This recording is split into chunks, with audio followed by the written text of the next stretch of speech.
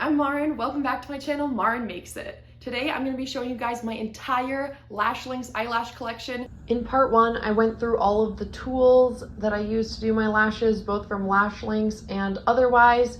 And I also went through all the adhesives and sealant coats and other products that they make. Today, I really want to focus on lashes specifically though. I'll tell you guys my thoughts on the products along the way. I've been using LASHLINX for I think about almost 2 years now, pretty much since the company's been around. So I've tried almost everything there is to try. I have almost everything there is to try. So if you're at all interested in doing your own eyelash extensions at home and you're a little bit curious, this is gonna be a great way for you to see some of their products up close and hear my thoughts on them after using them for a while. So if you're interested in seeing all the lashes I have from LASHLINX, including strip lashes, lash ribbons, as well as pre-mapped styles, stay tuned. You might be wondering, why do I have a little mint tin in here? That seems kind of out of place. This is actually my lash laundry bin, so ones that I've used that I am waiting, that I haven't taken the time to clean yet, I put in here. So that is why I have a little mint tin here mixed in with my eyelash collection. These right here are my paint brushes, which I use when I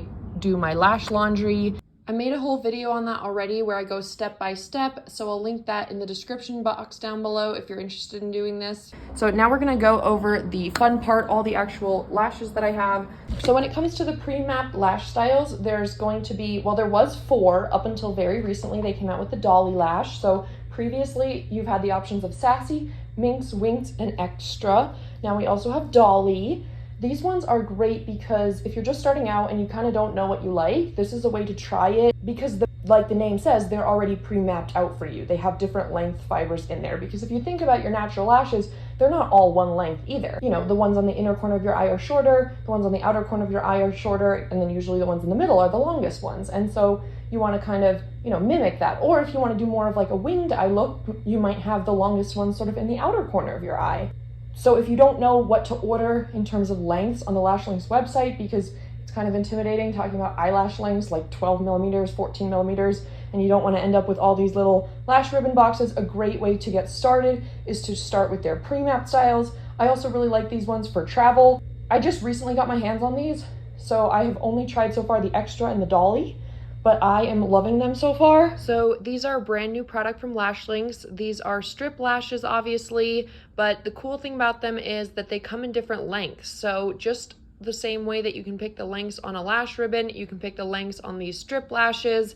So the length number is going to be the longest millimeters that are in the strip lash. So it's usually at that middle point where those longest ones would be. So you're picking by the longest length within that strip lash.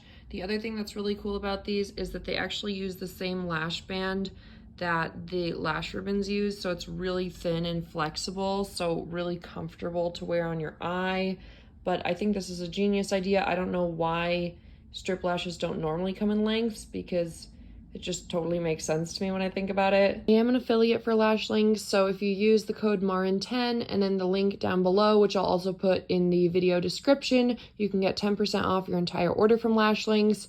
I do want to add to that though that I have been using LASHLINX for a lot longer than I've been an affiliate for them. I've made videos about them for a lot longer than I've been an affiliate for them. I really do like this product, and to prove it, I'm going to show you guys my email of the earliest orders that I placed to LASHLINX, which is long before I ever made a video about them. Okay, so now let's talk lash ribbons, which is what I would say LASHLINX is most known for.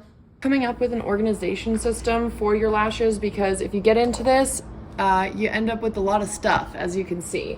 And so coming up with an organization system to keep things organized is really helpful. So I like to use these little plastic bins that I got from Michaels. I will link something similar in the comments below if I can't link these exact ones. I'm sure I can find something similar on Amazon for you guys. So basically these bins are the perfect size though for I think 5 of these exactly, side by side. And then it's really nice because I can just read the style names right here. Obviously, I'm gonna flip them so they're all facing the same direction. And then I even have a little bit of extra space here so that when I wanna pull one out, it's really easy. It's not like a perfect fit on this end, but it's pretty much perfect this way. And then the lid just snaps on, and because it's clear, I can just store it this way, and it makes it really easy for me to see what I have and what I wanna use that day. So when I put these away, I'm gonna be sorting them by type, so by the style, and then it's really nice because it also says the curl type and then the length right there on the side, so we're gonna be able to see everything right on the side in the box. So this is apparently gonna be my box for V1 styles. And then some of the styles I don't have exactly this number of boxes for, so then I might have to combine some, but we'll have to see how it works out. Like, okay, we'll put V1B, which is the V1 that has brown fibers mixed into it as well. We'll put that one into the V1 box. I think that's fair. Okay, so now I guess I'll go in order of the lash styles. So I'm gonna look for any ones that are either N1 or N2. So these are all gonna be either N1s or N2s. So I'm gonna put those in right here, and then I'm gonna start looking for N3, just kind of going in order here.